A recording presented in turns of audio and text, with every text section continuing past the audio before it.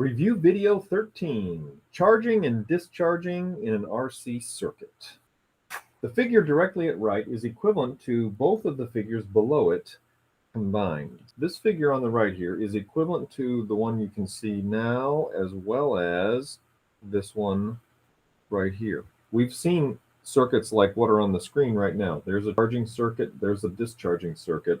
If we build the one that's at the upper right corner now, we can make it charging and discharging just by flipping this switch. When the switch is up, we're charging. When the switch is down, it's a discharging circuit. Let's write here the time-dependent equation for current if we are charging this thing up. Well, whenever we charge a capacitor, the current is going to be decaying. It's going to be very big at first, and then it's going to drop off.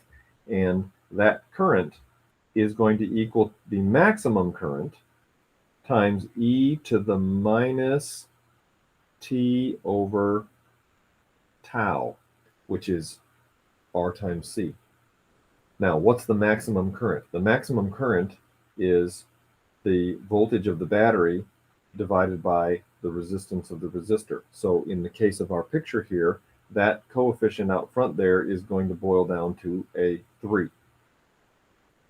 And the value of RC is the resistance multiplied by the capacitance. There's the resistance, there's the capacitance. That is going to be 12. I think the answer that we are wanting here is going to look something like this.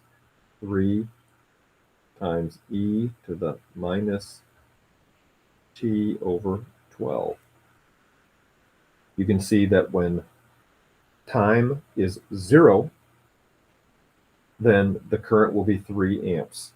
And when the time is infinity, e to the minus infinity is 0. So that means that the current at a time of infinity will be 0.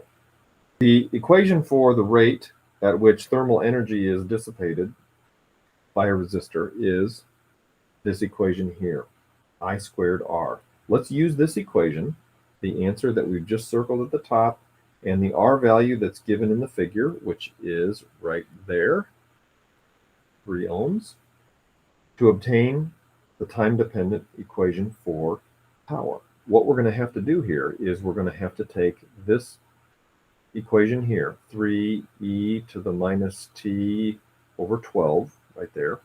We're going to have to square that, and then we're going to have to multiply by R.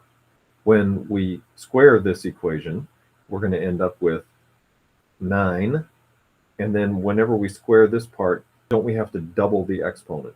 It'll end up being, instead of minus t over 12, it'll be minus t over 6. And then we have to multiply by R, which is 3. 3 times 3 times 3, that's 27.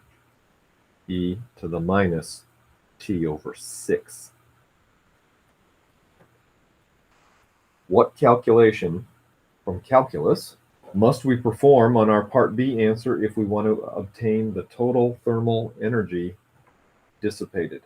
We've talked that if you have power and you want to calculate energy, you have to integrate that power. That's what we're going to do. We're going to integrate it from t equals 0 to t equals infinity. Let's go ahead and do that. We're going to find the energy by integrating from t equals 0 to t equals infinity the power. And the power equation was 27 e to the minus t over 6 dt. So how do we integrate things with e? First of all, the 27 just stays there. Whenever you integrate exponential functions, you rewrite the thing, e to the minus t over 6.